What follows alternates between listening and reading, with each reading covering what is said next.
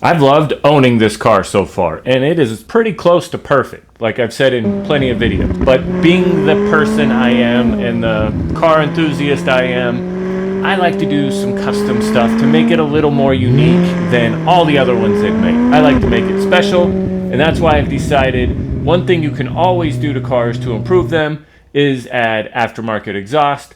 And I did a lot of research and figured out Inconel exhaust is the way to go. And that's where we're taking this. We're going to get it installed. And from the videos I've heard, it's going to transform the way it sounds.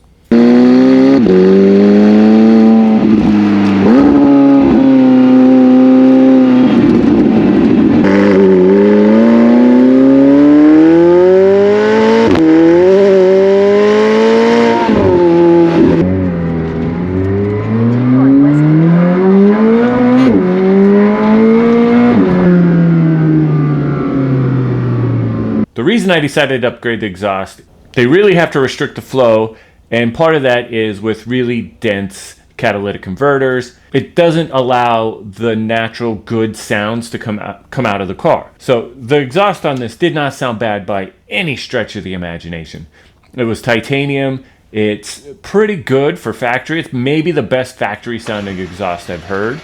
But when I started finding videos of cars with aftermarket exhaust without a tune or anything else, it was quite a drastic change. What I decided to do from then is I'm not just going to take the titanium exhaust out and put titanium exhaust in, because you're not going to get as much noticeable sound, and you're still going to be dealing with the flaws that come with titanium exhaust, especially on a car like this that gets the exhaust hot and then cold and hot and cold. That eventually leads to failure. I'm still going to keep the stock exhaust. I decided to go with the Inconel exhaust, which the P1 comes with, and most hypercars, F1 cars use it. So I'm not going to come up with any of those problems if I do start driving it harder or get it to a point where I might have to be forced to put an exhaust on versus getting to pick the one and have it custom built for my car. So from factory, the hypercars often come with Inconel systems. You know, the LaFerrari P1. Is it just for the heat? Is that why they do it? Yeah, so basically it runs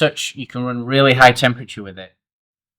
And because of that, you can run thinner wall thickness. So this is 0.9 millimeters, which is 0.032, I believe.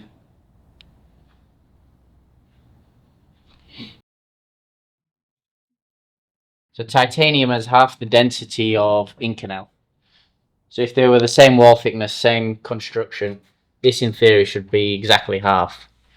But because we're using Inconel, which is a higher heat temperature, we get to run thinner wall thickness, so we save the weight that way. These guys here are sound tubes. So these channel through here into a rubber tube, and then they go into the back of, like, behind your head. Now, I always like to delete those because we're running less emissions. I don't know what filter it uses. People are running full decat systems with the factory rear muffler. In theory, you're pumping raw, engine fumes in the back of your head. And the 720 doesn't have that, right? No. That's why you can hear the 765 more than the 720?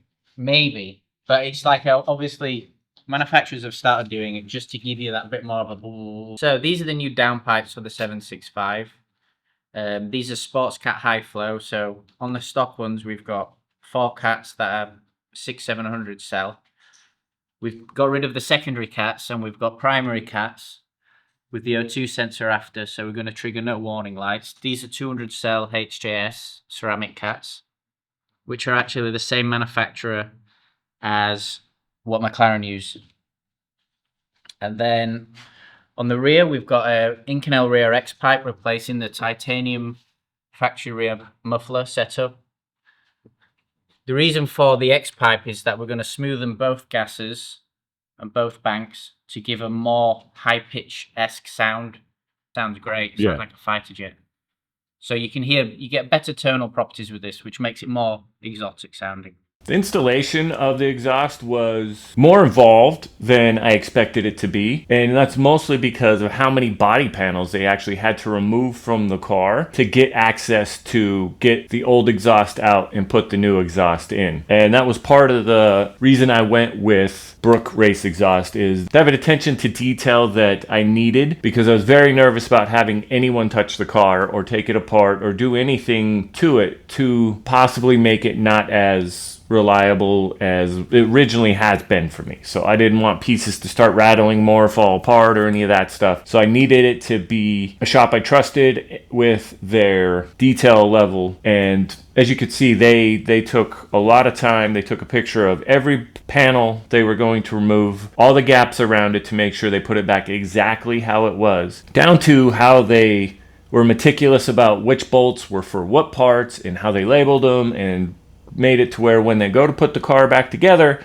everything had its place and you weren't trying to just find bolts that fit because you couldn't remember quite right. You get the first start, and here's the sound.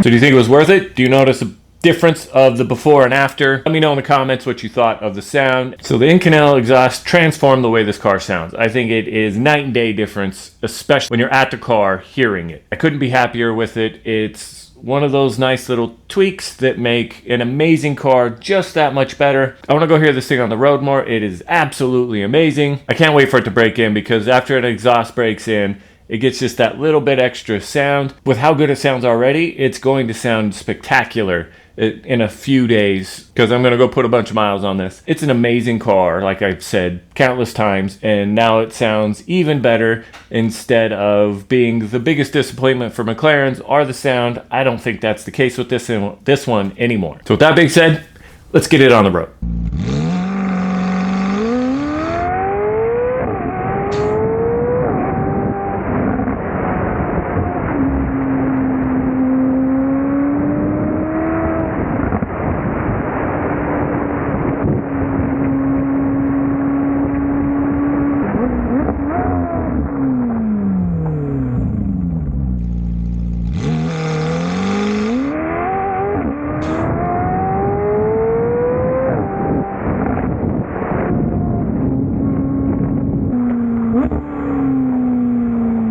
Woo!